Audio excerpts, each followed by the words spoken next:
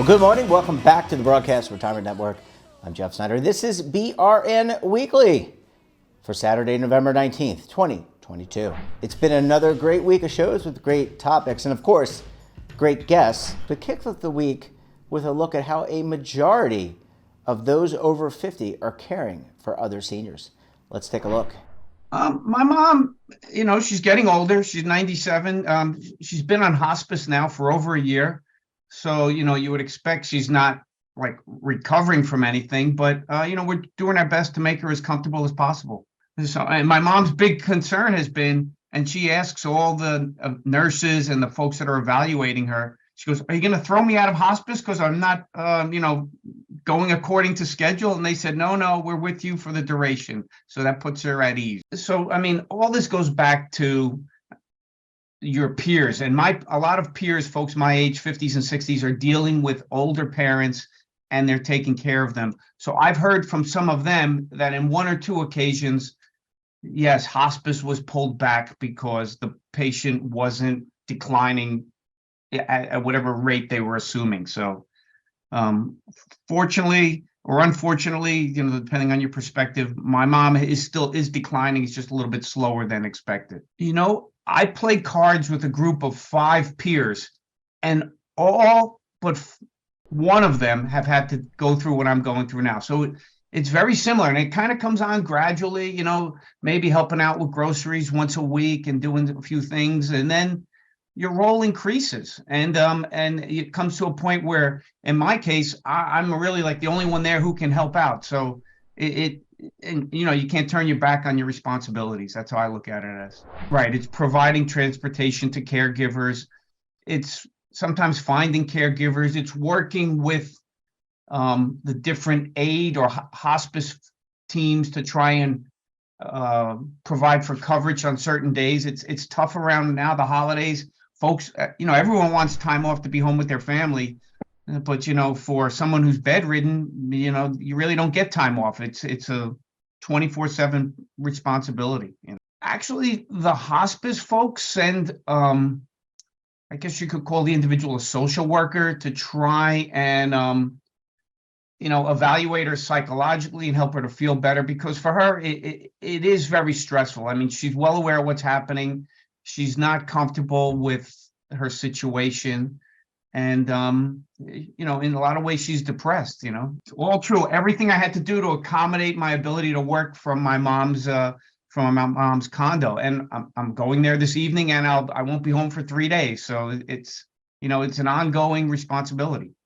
I know there are different states have different laws about opportunities that employers or employees can take time off to care for a parent. And I've seen some of my coworkers leave work just to be able to take care of their parent. I've been able to kind of balance both at the same time. So I've been fortunate that I can handle it.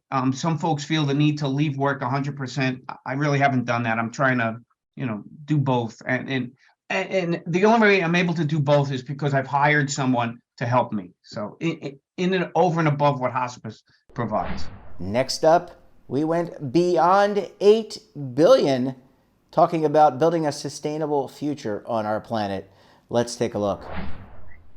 Well, for us at the Population Institute, the day of 8 billion offers us an opportunity to draw attention to population issues, to try to do some education around population trends and what that means for society. I think as we've gone through these last couple of decades, there's been not as much attention to population issues as there used to be. And yet population growth, other kinds of population dynamics have really significant implications for how we live our life today, and certainly how we as society will live our lives in the future and what that means for both people and the planet.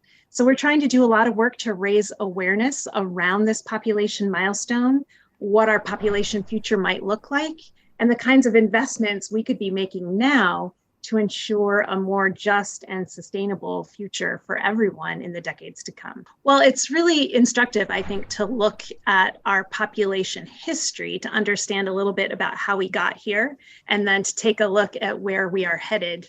So I was born, I'm going to age myself right now, but I was born in 1973, which was right before the world's population hit 4 billion people. So we have doubled, our world's population has doubled in my lifetime. And in a lot of ways, that reflects progress for the human condition. We've extended public health services in a way that has really helped to extend people's lives. It's helped to address really terribly high rates of infant mortality and child mortality. And so in a lot of ways, that is a success story. However, we are now beginning to run up against some planetary limits. You know, we are a growing human family. We've been growing really rapidly over these last decades.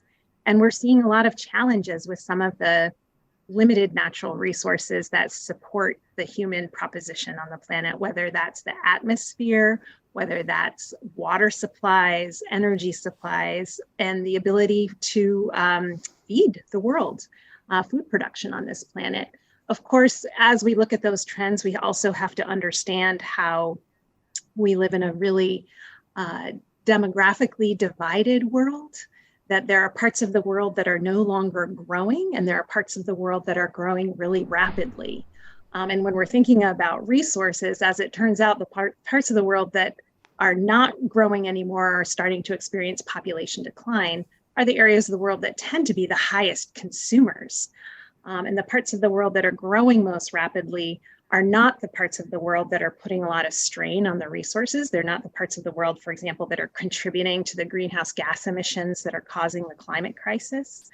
But nevertheless, our hope is over time to achieve real development progress for the entire human family. And in order to be able to do that, we need to make room for everybody. And we have to be conscious of the kind of natural resource limitations that are in place. We need to be able to have a thriving natural resource base in order to support a thriving human population on the planet. And unfortunately, we are bumping up against some of those realities. And it's important to understand how that's happening as we think about solutions that can help bring everyone out of poverty and support human health and well-being and planetary health and well-being in the future. It's always important to understand when we're thinking about population growth and planetary boundaries to recognize this differential in consumption that happens between wealthy nations like the US and low and middle income countries that are experiencing rapid population growth, but not doing a lot of that resource consumption. So the population aging phenomenon is one that is really important for us to understand. I think it's not very widely understood among a lot of policymakers and others who are thinking about the future. Population aging is happening in many of the industrialized countries. And it's really important to think about not only the ultimate numbers in a country's population or a community's population, but how that population is distributed across different age groups in the population. So thinking about the age structure of a population, because that tells you a lot about the kinds of infrastructure that's needed and about the kind of social security and support systems that are needed for a population. So we're seeing countries in Europe and Japan in particular have what we call post-mature age structures, where the median age is somewhere around 46 or higher.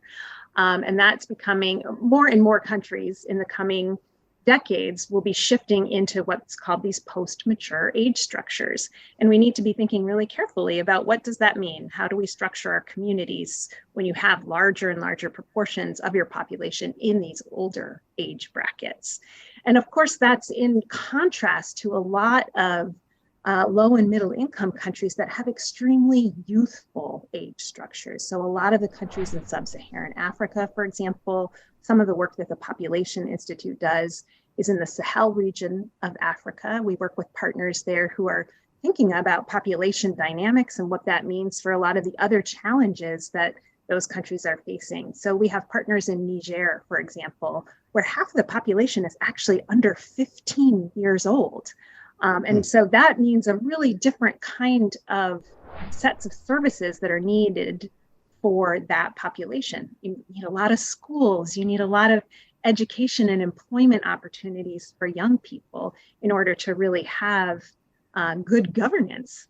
in that situation. But that's a really different story than Japan, where half the population is in this above the age 45 and has this post-mature age structure. So those are just kind of a couple of the examples of the ways in which understanding population trends and demographic factors is really important for how we achieve the broader societal objectives that we'd like to achieve.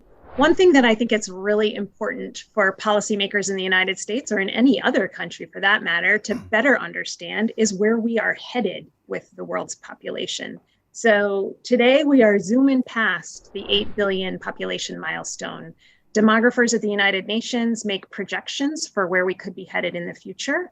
And their best guess, what they call the median population projection, has us continuing to grow to about 10.4 billion, and then maybe leveling off somewhere in the 2080s. So 8 billion today, 10.4 billion toward the end of this century. That's another 2.4 billion people. That's equivalent to about 250 New York cities that we're going to be adding to the human family. Wow. So what does that mean for how we in the United States think about our place in the world, for one thing? But also, how do we in the United States have a leadership role in the world? And an area that I am really interested in is the ways in which the United States historically has been a leader through our foreign assistance in providing reproductive health and family planning services and things like education for girls in countries all around the world, have supported countries that want to have greater support for extending health services to their communities, extending equitable education opportunities for girls, and raising the status of women globally. This is something that is intimately connected to demographic trends. All around the world, we know, for example, that there are women who would like to be able to delay childbearing or end childbearing altogether, but don't have meaningful access to the information and services that would enable them to do so. The United States, as I said, historically has been a leader in providing reproductive health, or supporting countries to offer reproductive health services and voluntary family planning to their populations. We've kind of stepped back from that leadership role. And the amount of funding that the US government provides for these kinds of programs that support reproductive health and family planning around the world has stagnated for about the past decade, even as the numbers of people of reproductive age around the world is bigger than it ever has been. The largest generation in history right now is about to enter their childbearing years, and there remain hundreds of millions of women and girls and young people who don't have access to robust services, the kinds of comprehensive services that would really enable them to have reproductive autonomy in their lives. And we know, for example, as a result of some of this, that fully half of all pregnancies worldwide are unintended.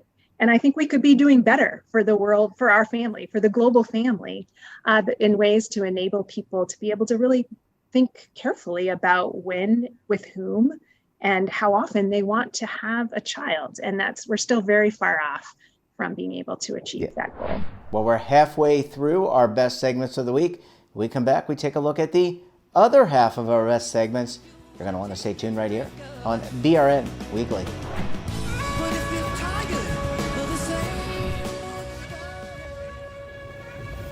Imagine a new television network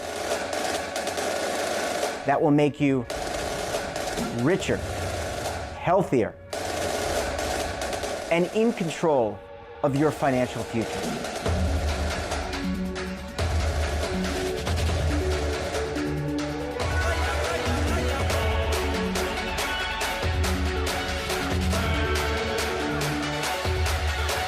This network is for the policewoman in Nashville, Tennessee, the baker in Dubuque, Iowa, the teacher in Lexington, Kentucky.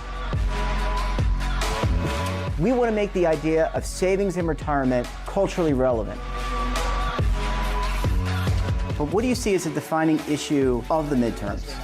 Especially for the smaller businesses. I mean, they are the lifeblood of the American economy.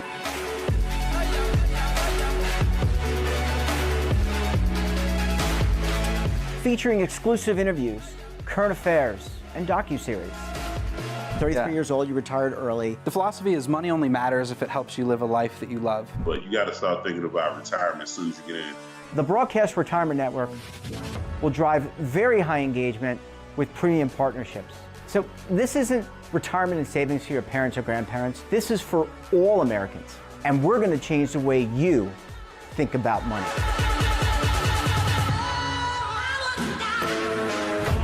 Welcome to the next frontier of retirement and savings. This is BRN, the Broadcast Retirement Network. Are you stuck with a low credit score? A credit report and score that's causing you to be denied credit or pay higher interest rates than others for the same things? Then do what Terrence did and call Credit Repaired for your free credit evaluation to help restore your credit. I started thinking about buying a new house, and my score wasn't where I needed it to be. I called and spoke with one of the representatives, and we just had a good conversation, and I liked what he was saying. Just one call for his free credit evaluation was all it took to start back on the track to repairing his credit. I'm seeing the deletions and I'm getting the report, so I know something's being done. It does make a difference to me. All it takes is one call to get started. Credit Repair has given me a second chance to have a better credit score. Don't let a low credit score hold you back another day. Do what Terrence did and make the call for your free credit evaluation. Call 800-819-4152. That's 800-819-4152. Again, 800-819-4152. Welcome back. Next up, will older individuals avoiding nursing homes post-pandemic? Let's take a look. Well, from the media, we saw many articles about large number of COVID deaths that happened at nursing homes, and also, worsened living conditions in the nursing homes. Many staffs actually left the nursing homes because they are worried about exposure to COVID. And as a result, many residents were not fed at the right time, and also they were dehydrated. So it was not just exposure to COVID itself. Many elder, residents at the nursing homes, they experienced these worsened living conditions. And this is what happened in Canada, and I'm pretty sure similar things also happened in the US, and many people are aware of this situation. So as we mentioned, with the aging populations, long-term care is a really big issue, right? We know that many people will need a long-term care at least at some point in their life before they pass away with the lengthening life expectancy. And as you mentioned, the nursing homes played a very important role providing, adequate long-term care to the people that need long-term care. But as we learned from our survey, now 70% of the Canadians are, they're reluctant to entering nursing homes after seeing all the better things that happened in the nursing homes. And here I want to highlight that our survey didn't ask about what will be their choice during the pandemic. We surveyed those people who are in their 50s and 60s, and we asked them, okay, in 10, 20 years, if you happen to need long-term care, what would be your choice? And then 70% of people said that, I'm not interested in entering the nursing homes. And this shows that the impact of the pandemic has a persistent impact on the demand of the households. So we need to figure out, okay, if the nursing homes are not, desired by the consumers, what will be the alternative? And that's why we also focused on in-home care, which is receiving long-term care by staying at people's own home and hiring someone to come over to their house to provide long-term care. So which option is more expensive? It really depends on where you live, whether you are in Canada or in the US. And also it depends on your family situation, whether there is any person who will be able to help you if you decide to stay at your home and receive long-term care. So let me start with the Canadian case, because how the nursing home stay is financed is slightly different from the US, because in the US, you either are eligible for Medicaid, so the entire cost is covered by the Medicaid, or you are not eligible for any subsidy. But in Canada, it's not the case. Everybody has access to subsidies, so it's more universal. But the amount of the subsidy you are eligible would depend on your financial situation. But for receiving long-term care at home, there is no such subsidy in Canada. So if you compare the expense between the nursing home and the in-home care, as a result of more generous subsidy for nursing homes, in-home care is disproportionately more expensive. Now, when we come to the US, nursing homes itself is already very expensive, right? It easily costs $100,000 per year to enter a nursing home. But still, if you want to use in-home care without any help from your family member, it is going to be very costly because you not only have to pay to the caregivers, but also you have to outsource some of the house chore, right? If you need a long-term care and by yourself being at your home, you need to outsource some of this housekeeping to someone else. You still have to pay the rent or the mortgage or any cost that is needed to maintain your house. So considering all these things, if you do not have any access to family help, I would say in-home care can be more expensive than nursing homes, even in the US. And finally, has ESG investing lost its luster? Let's take a look. What has changed is maybe ESG's status as kind of as the hot topic that everybody's rushing into. And so this kind of, it had this, I don't know if excitement would be the word around it, but it was the hot thing that everybody was just rushing into. Probably we're moving to a more mature position now where people are thinking about what is this really about? What's the reality behind it? How do we do it properly?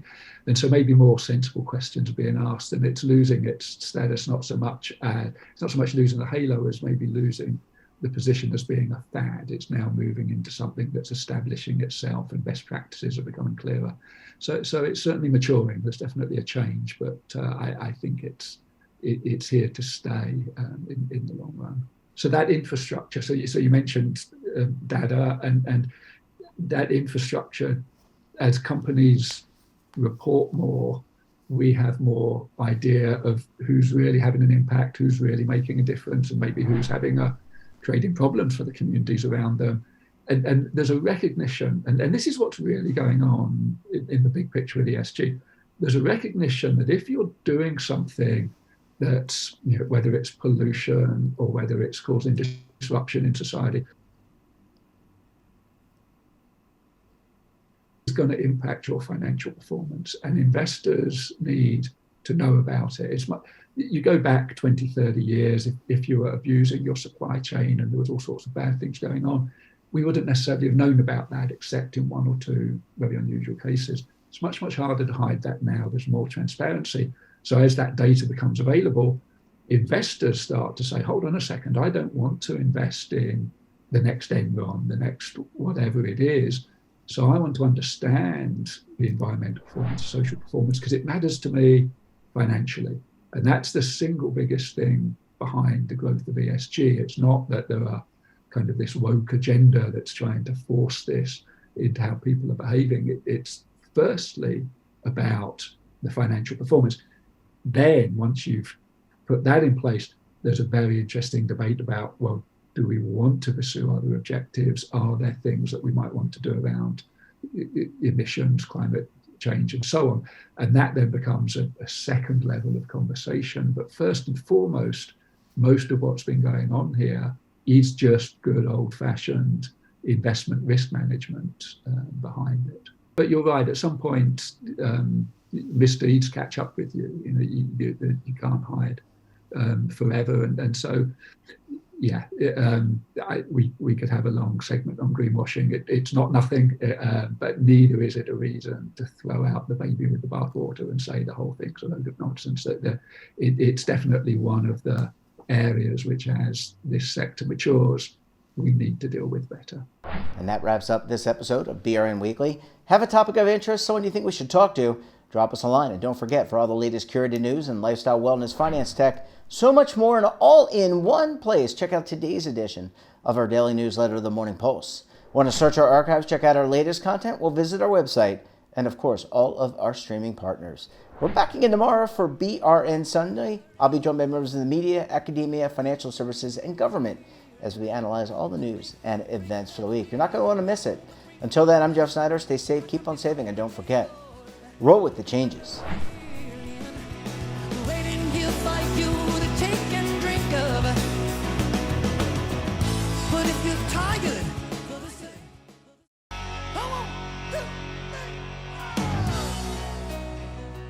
Now is your opportunity to co-create content around any topic on the first lifestyle and wellness network. Reach a global audience through our platform and co-own exclusive branded content. All of our programs are available on demand and also as audio-only podcasts, so you can take us on the go. Broadcast Retirement Network, available anytime, anywhere, and on any device.